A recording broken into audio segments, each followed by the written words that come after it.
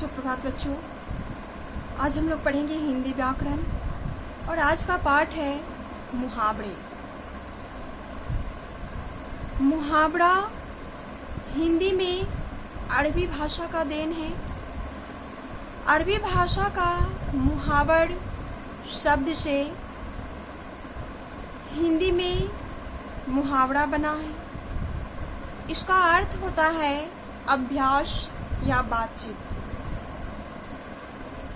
मुहावरे के प्रयोग से भाषा को प्रभावशाली, सरस तथा प्रवाहमयी बनाने में सहायता मिलती है। यहाँ यह कहना गलत न होगा कि मुहावरे के बिना भाषा नीरस तथा निर्जीव जान पड़ती है। आज हमारे हिंदी में मुहावरे विचारों की अभिव्यक्ति का अभिन्न अंग तथा महत्वपूर्ण अंग के रूप में प्रयोग किया जाता है। हिंदी में मुहावरे का प्रयोग अत्यंत ही महत्वपूर्ण बन गया है। इससे भाषा प्रभावशाली बन जाता है। मुहावरे से भाषा की समृद्धि और सभ्यता का विकास होता है।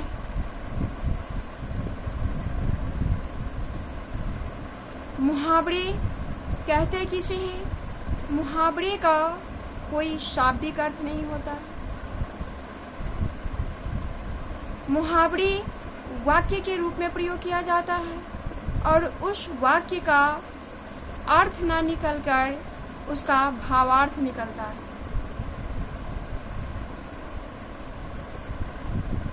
मुहावरा ऐसा वाक्यांश जो सामान्य से भिन्न किसी विलक्षण अर्थ की प्रतीत कराए और शाब्दिक अर्थ से भिन्न किसी अन्य अर्थों में रूढ़ हो जाए, उसे मुहावरा कहते हैं।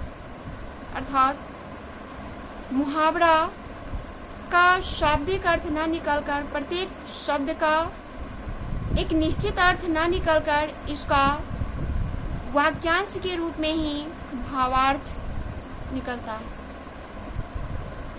उसे ही मुहावरा कहते हैं।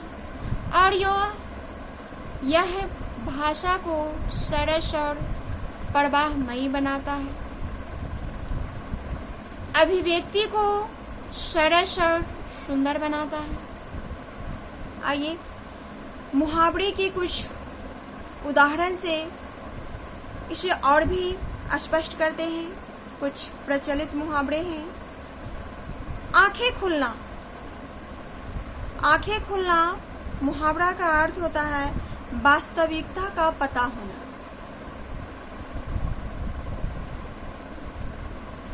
यहाँ आंखें खुलना मुहावरा का अलग अलग अर्थ न होकर वाक्यांश के रूप में ही इसका भावार्थ प्रकट हुआ है।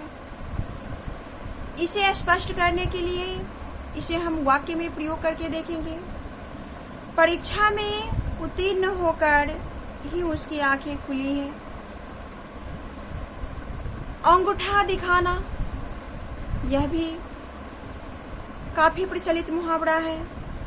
देने से मना करना। वाक्य प्रयोग इस प्रकार है। गोपाल मेरा अच्छा मित्र है, परंतु जब मैंने उसे इतिहास की पुस्तक मांगी तो उसने मुझे अंगूठा दिखा दिया। आपे से बाहर होना, अर्थात अत्यधिक क्रोधित होना। छोटी छोटी बातों पर आपे से बाहर होना शोभा नहीं देता। इस प्रकार यदि हम मुहावरे को वाक्य में प्रयोग करके देखेंगे तो इसका अर्थ स्पष्ट समझ में आ जाता है। आइए और भी प्रचलित मुहावरे को देखते हैं। ईद का चांद होना, अर्थात इस मुहावरे का भावार्थ है बहुत दिनों के बाद दिखाई देना। बहुत दिन के बाद मिले हो, अब तो तुम ईद के चांद हो गए हो। ईंट से ईंट बजा देना, सख्त जवाब देना। भारतीय जवानों ने पाकिस्तान को ईंट से ईंट बजा दिया।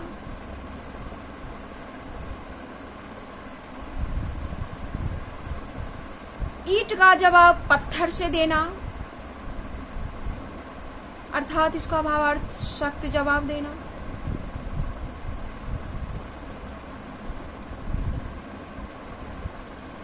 शिवाजी की सेना ने मुगलों की सेना का ईंट का जवाब पत्थर से दिया। उंगली उठाना अर्थात निंदा करना या दोष लगाना। तो इसे भी वाक्य में प्रयोग करके देखिए, इसका भावार्थ और भी स्पष्ट हो जाएगा। उन्नति करने वालों पर डाह करने वाले लोग व्यर्थ ही उंगली उठाते रहते हैं। उल्लू बनाना अर्थात मूर्ख बनाना। आजकल लोग एक दूसरे को उल्लू बनाकर अपना काम निकाल ही लेते हैं। इस तरह मुहावरे को प्रयोग से भाषा शैली की अभिव्यक्ति सरस और सुंदर बन जाता है। एक और एक 11 होना अर्थात संगठन में शक्ति निहित है। भारत की स्वाधीनता संग्राम से यह सिद्ध हो गया कि एक और एक 11 होता है। कंधे से कंधा मिलाना, पूरा सहयोग देना। स्वाधीनता संग्राम में सभी भारतीयों ने कंधे से कंधा मिलाकर अंग्रेज के विरुद्ध संघर्ष किया।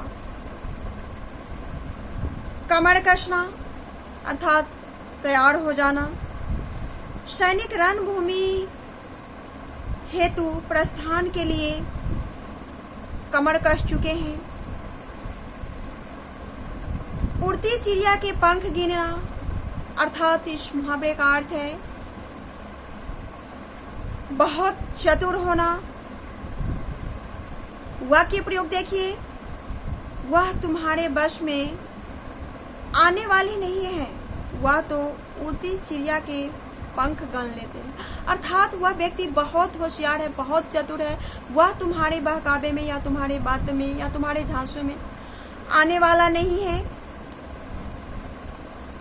अर्थात मुहावरा का प्रयोग वाक्य के प्रसंग में होता है, अलग से नहीं। यदि कहा जाए कि 9 2 11 होते हैं तो हम सामान्य कथन ही होगा, मुहावरा नहीं।